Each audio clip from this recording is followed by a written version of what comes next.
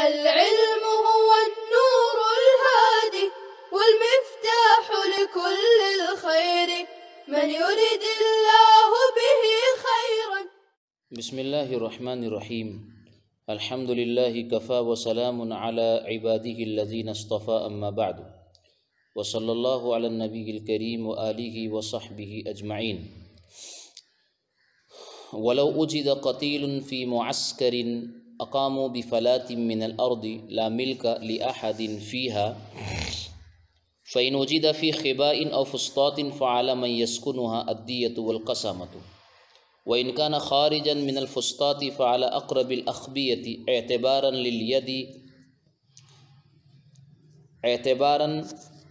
لليد لانعدام الملك وإن كان القوم لقوا قتالا ووجد قتيل بين أظهرهم فلا قسامة ولا دية. عزیزان محترم، مقتول کے پائے جانے کی مختلف شکلیں، مختلف اماکن اور اس کا حکم باب القسامت میں ذکر کیا جا رہا ہے. انہی میں سے ایک یہ ہے کہ اگر مقتول کسی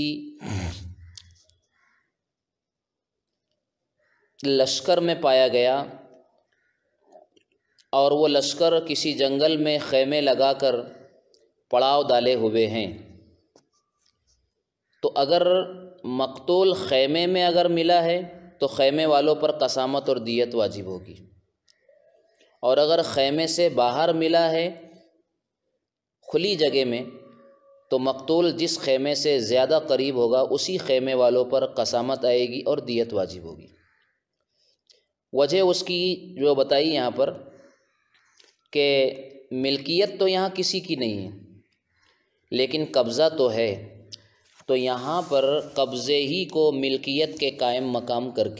کر دیا گیا ہے، اور قسامت اور دیت اس خیمے والوں پر یا قریب خیمے والوں پر لازم ہوگی. فَإِنْ وُجِدَ فِي خِبَائٍ اور فُسْطَاطٍ، اس کے برعکس اگر فوج نے دیکھیے جنگ کی، یہ کہا کہ فَإِنْ وُجِدَ فِي خِبَائٍ اور فُسْطَاطٍ، یہ وہی عبارت ہے جس کو ابھی ہم نے حل کیا ہے کہ اگر مقتول پایا گیا خیبہ یعنی خیمے میں، اور فسطاطٍ یا ڈیرے میں، فَعَلَى مَنْ يَسْكُنُهَا الدِّيَةُ وَالْقَسَامَةُ، تو دیت اور قسامت اسی ڈیرے اور خیمے کے ساکنین پر آئے گی. وَإِنْ كَانَ خَارِجًا مِنَ الْفُسْطَاطِ فَعَلَى أَقْرَبِ الْأَخْبِيَةِ، اور اگر وہ مقتول باہر پایا گیا خیمے اور ڈیرے سے تو جو قریب والا خیمہ ہے اس پر اعتباراً للید لانعدام الملک، قبضے کا اعتبار کریں گے ملکیت کے نہ ہونے کی وجہ سے. آگے جو مسئلہ ہے وَإِنْ كَانَ الْقَوْمُ لَقُوا قِتَالًا، فوج نے دشمنوں سے جنگ کی اور وہاں کوئی مقتول ہے تو اب قسامت اور دیت واجب نہیں ہوگی، کیونکہ اب تو غالب گمان یہی ہے کہ یہ مقتول دشمنوں کا مارا ہوا ہے، لہٰذا اس کا خون ہدر ہوگا، رائگا ہوگا. اور اگر جنگ نہ ہوئی ہو اور ویسے ہی اس جگہ پر لشکر نے پڑاؤ ڈالا اور ٹھہرا ہو تو اس کا بیان ماقبل میں گزر چکا ہے.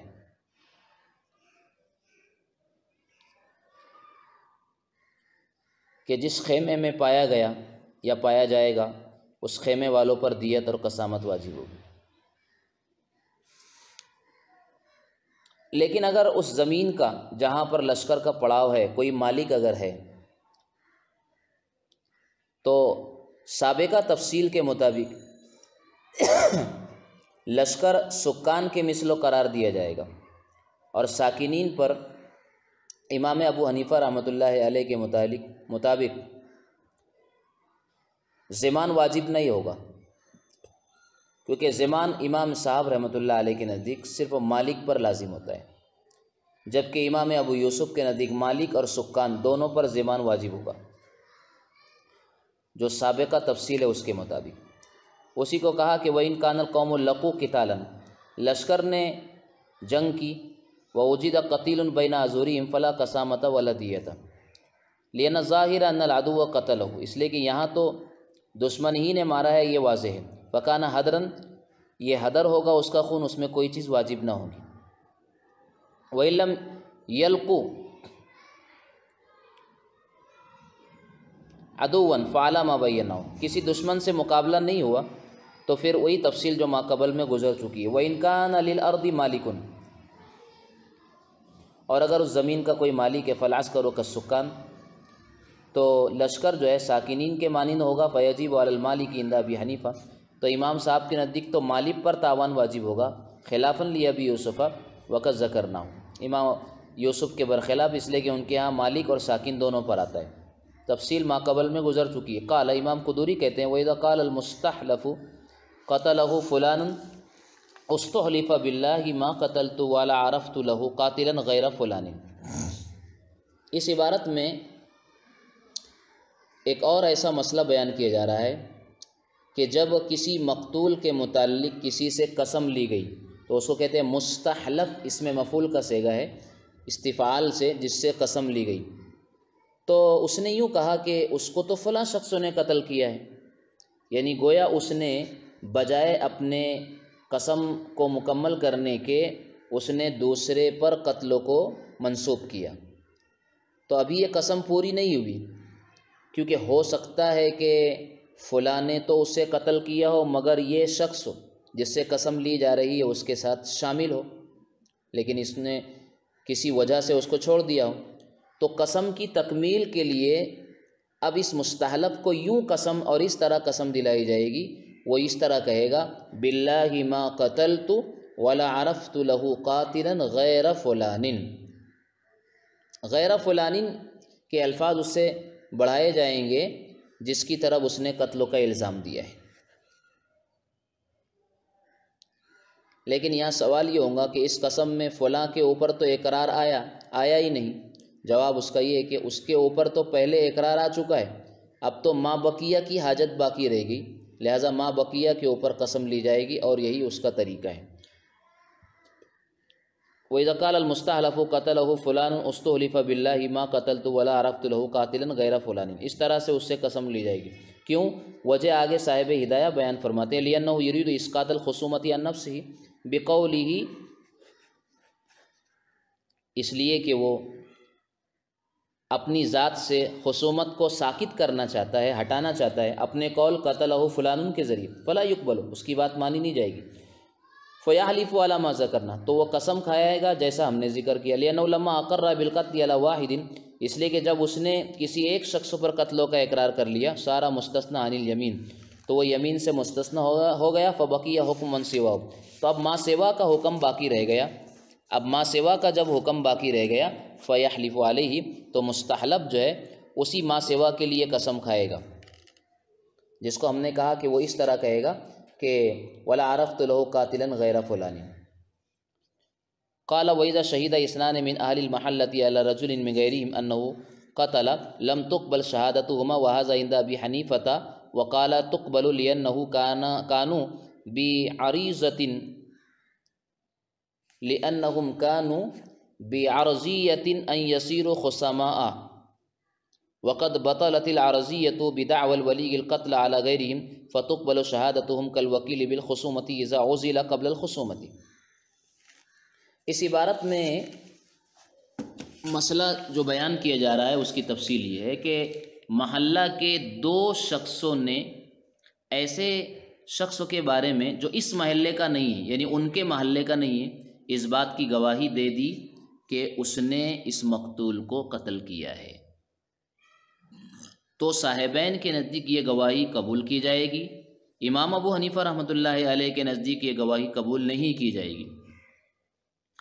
دلیل جو بیان کی جا رہی ہے صاحبین کی طرف سے کہ اہل محلہ اگرچہ نشانے پر تھے، یعنی وہی لوگ اس مقتول کے سلسلے میں خصم تھے، یعنی قتل کا شبہ کہو، الزام کہو، یا قتل کا ظاہر حال انہی کی طرف منسوب تھا، مگر اب جب کہ ولی مقتول نے دعویٰ ان کے علاوہ پر کر دیا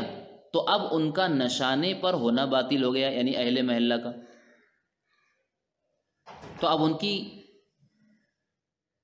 شہادت میں کوئی شبہ باقی نہیں رہا، لہٰذا ان کی شہادت قبول کی جائے گی۔ یہ صاحبین کا کہنا ہے۔ اپنی اس بات کی تائید میں صاحبین ایک دوسرا مسئلہ پیش کرتے ہیں وکیل بالخصومت کا، یعنی کسی شخص نے کسی شخص کو اپنے مقدمے کا وکیل بنایا ہے، خصومت کا وکیل بنایا ہے، تو وہ اپنے موکل کا گواہ نہیں بن سکتا، لیکن اگر موکل نے اس کو خصومت سے پہلے ہی وکالت سے معزول کر دیا تو اب کوئی شبہ نہیں رہا، شبہ ختم ہو گیا، لہٰذا اب وہی وکیل بالخصومت اپنے موکل کی طرف سے گواہی دے تو قبول کر لی جائے گی۔ لہٰذا یہاں بھی ایسا ہی ہے کہ جب اہل محلہ سے قتل کی نسبت ختم ہو گئی ہے، اب اگر وہ گواہی اور شہادت دینا چاہے تو قبول کی جائے گی۔ یہ صاحبین کی بات ہوئی۔ جبکہ امام صاحب کی دلیل یہ ہے، اس کا حاصل یہ ہے کہ ان لوگوں کی کوتاہی تو ضرور ہے، یعنی اہلیان محلہ کی کوتاہی یہاں ضرور ہے، کیونکہ قتل ان کے محلے میں ہوا ہے، حفاظت کی ذمہ داری ان کی تھی، تو اس تقصیر اور کوتاہی کی وجہ سے وہ قاتلین کے درجے میں آ کر خصم تو ہے۔ لیکن اتفاقی بات یہ ہے کہ اب ولی کے غیر پر دعوی قتل، ولی کا قتل کا جو دعویٰ ان کے علاوہ پر ہے، اس کی وجہ سے یہ لوگ خصومت کی فہرست سے یا خصوم ہونے کی فہرست میں شامل نہیں ہیں، لیکن اول شبہ کی وجہ سے ان کی شہادت قبول نہیں ہوگی، کیونکہ شبہ تو بہرحال ان کے حق میں باقی ہے۔ یہ تو اتفاقی طور پر ولی مقتول نے قتل کا دعویٰ ان کے علاوہ دوسرے پر کر دیا ہے، تو خصوم کی فہرستوں میں تو شامل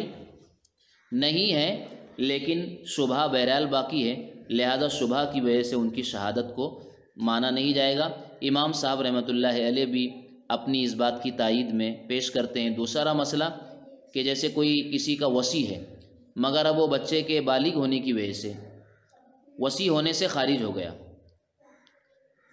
اور اب وہ اس بچے کا گواہ ہے، تو اب بھی اس کی گواہی قبول نہ ہوگی۔ ایسے ہی اس کا حکم ہے، وصی جس کے لیے وصیت کی گئی ہے مگر بچے کے بالغ ہونے کی وجہ سے اب اس کا وصی ہونا خارج ہو گیا، اب وہ اس بچے کا گواہ ہے، تو اب بھی اس کی گواہی قبول نہیں کی جائے گی، اگرچہ کہ وہ وصی ہونے سے خارج ہو گیا، اس لیے کہ یہاں بھی شبہ ہے۔ خلاصہ کلام یہ کہ اب وہ باتفاق فریقین خصم تو نہیں ہے، لیکن صاحبین نے ان کو وکیل پر قیاس کیا ہے اور امام صاحب نے وصی پر۔ اس کے بعد مصنف رحمۃ اللہ علیہ فرماتے ہیں کہ یہ دونوں ایسے قاعدے کلیہ ہے جس پر اس جنس کے بہت سے مسائل متفرع ہوتے ہیں، اسی کو کہا جا رہا ہے وَهَذَا عِنْدَ أَبِي حَنِيفَةَ وَقَالَ تُقْبَلُ لِأَنَّهُمْ كَانُوا بِعَرْضِيَّةٍ أَنْ يَصِيرُوا خُصَمَاءَ۔ صاحبین کی دلیل ہے کہ اہل محلہ نشانے پر تھے کہ وہی لوگ خصم بن جائے، مگر اب جب کہ ولی مقتول نے دعویٰ ان کے غیر پر کر دیا ہے تو اب ان کا نشانے پر ہونا باطل ہو گیا ہے۔ وَقَدْ بَطَلَتِ الْأَرْضِيَّةُ بِدَعْوَى الْوَلِيِّ الْقَتْلَ عَلَى غَيْرِهِمْ فَتُقْبَلُ شَهَادَتُهُمْ كَالْوَكِيلِ بِالْخُصُومَةِ إِذَا عُزِلَ قَبْلَ الْخُصُومَةِ، جیسے وکیل بالخصومت، جسے خصومت سے پہلے ہی معزول کر دیا جائے۔ وَلَهُ، یہاں سے امام صاحب کی دلیل شروع ہو رہی ہے، أَنَّهُمْ خُصَمَاءُ بِإِنزَالِهِمْ قَاتِلِينَ لِلتَّقْصِيرِ الصَّادِرَ مِنْهُمْ۔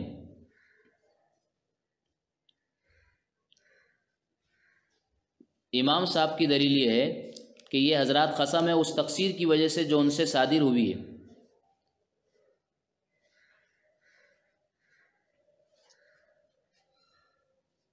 بِإِنزَالِهِمْ أَنَّهُمْ خُصَمَاءُ بِإِنزَالِهِمْ قَاتِلِينَ لِلتَّقْصِيرِ الصَّادِرِ مِنْهُمْ، ان کو قاتلین کے درجے میں اتارنے کی وجہ سے جو تقصیر ان سے صادر ہوئی ہے اس کی وجہ سے یہ خصم ہے۔ فَلَا تُقْبَلُ شَهَادَتُهُمْ وَإِنْ خَرَجُوا مِنْ جُمْلَةِ الْخُصُومِ، اگرچہ کہ یہ خصوم کی فہرست سے تو نکل گئے ہیں، کالوصی اذا خرج من الوصایا، جیسے کہ وصی جب وصایا سے نکل جائے، بعد ما قبلہا، جبکہ وصایا کو قبول کرنے کے بعد، ثم شہیدہ، پھر وہ گواہی دے تو اس کی گواہی قبول نہیں کی جاتی ہے۔ وعلی الاصلین ھذین یتخرج کثیر من المسائل من ھذا الجنس۔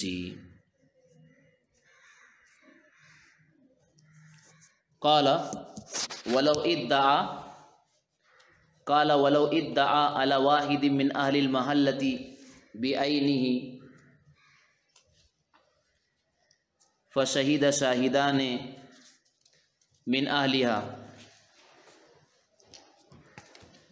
علیہ لم تقبل الشہادۃ لأن الخصومۃ قائمۃ مع الکل علی ما بیناہ۔ اہل محلہ میں سے کسی ایک شخص پر ولی مقتول نے دعویٰ کیا جس پر محلے کے 2 شخصوں نے اس پر قتلوں کی گواہی دی، تو چونکہ یہ دونوں متہم ہیں اس لیے ان کی شہادت کا مقصد اپنے کو خصم ہونے سے بچانا ہے، حالانکہ تمام اہل محلہ خصم ہیں، اس وجہ سے ان کی شہادت قبول نہیں کی جائے گی۔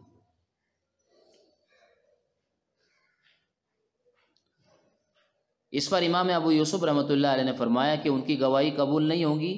جیسا کہ مذکور ہوا، مگر ان کی اس گواہی سے یہ تو معلوم ہو گیا کہ یہ دونوں شاہد قاتل کو جانتے ہیں۔ اس وجہ سے جب دونوں گواہ اہل محلہ کے ساتھ قسامت کی قسم کھائیں گے تو ان دونوں کو فقط ان الفاظ کے ساتھ قسم دی جائے گی کہ ان الفاظ کے ساتھ کہ خدا کی قسم ہم نے اس مقتول کو قتل نہیں کیا ہے،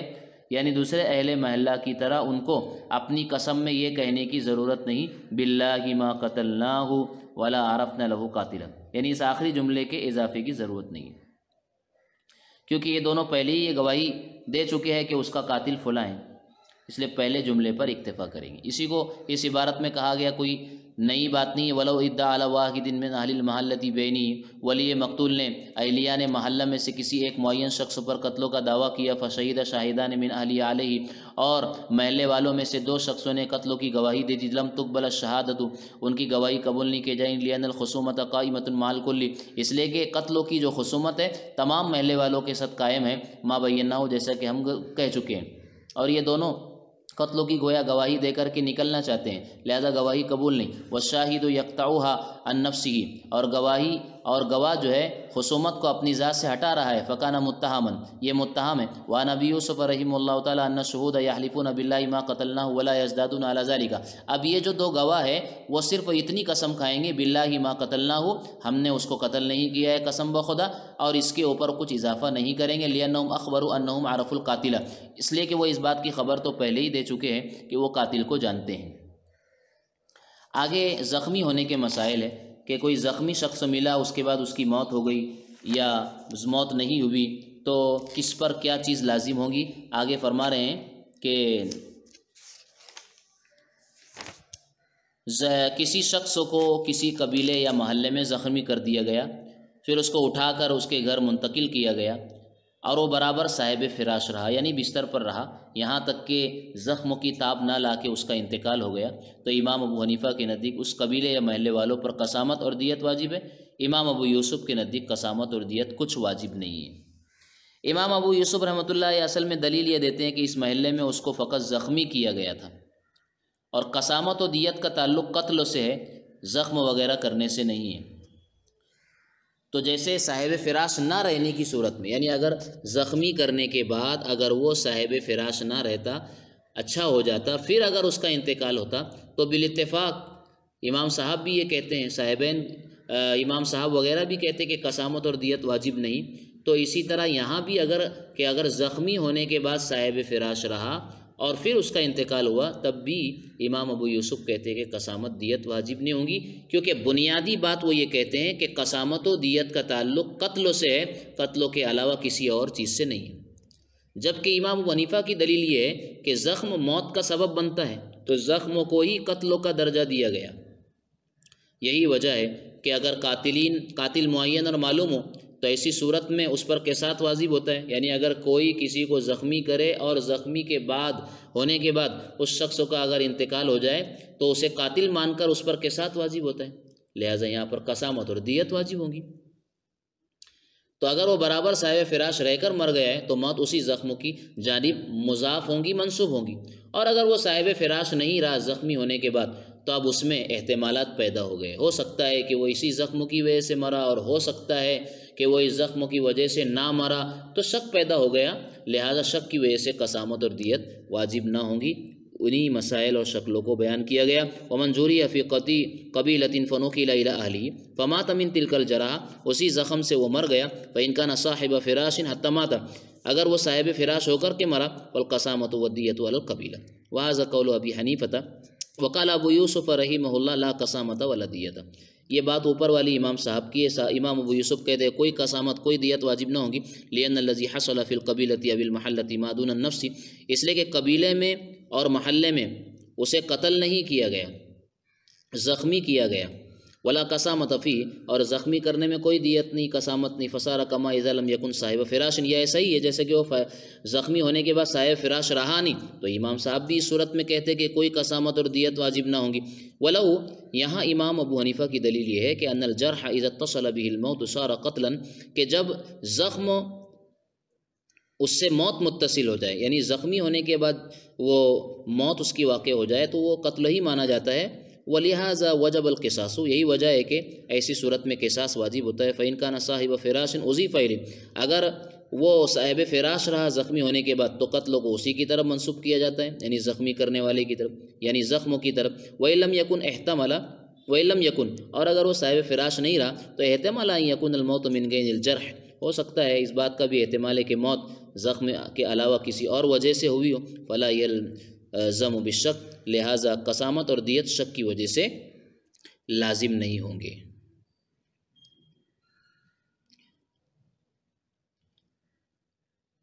آگے اسی نوعیت کا ایک اور مسئلہ بیان کیا گیا.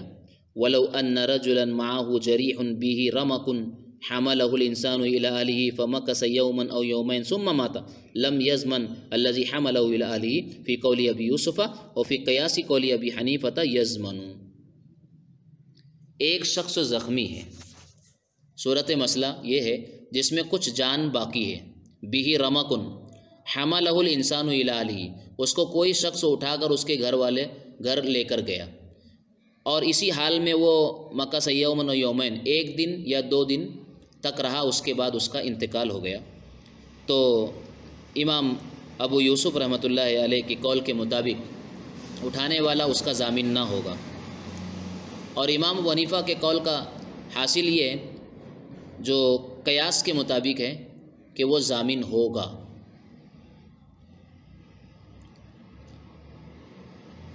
وہ ضامن ہوگا. امام ابو حنیفہ کا قول جو قیاس کے مطابق ہے. دلیل امام صاحب کی طرف سے یہ بیان کی جاتی ہے کہ اس زخمی کا اٹھانے والے کے قبضے میں موت یہ ایسی ہے جیسے محلہ میں ہو، گویا زخمی کا اٹھانے والے کے قبضے میں مرنا یہ ایسا ہے جیسے کہ محلے میں موت ہو. اور ماقبل میں گزر چکا ہے کہ امام صاحب کے نزدیک اگر محلے میں زخمی پایا جائے اور اس کو اٹھا کر گھر لایا جائے تو اہل محلہ ضامن ہوتے ہیں، اسی طرح یہاں اٹھانے والا ضامن ہوگا. اور امام ابو یوسف کی دلیل بھی وہی ہے جو گزر چکی ہے کہ زخم سے اگر موت ہو تو یہ قسامت و دیت کا موجب نہیں ہے، اس لیے کہ قسامت و دیت کا تعلق صرف قتل سے ہے، زخم سے نہیں ہے.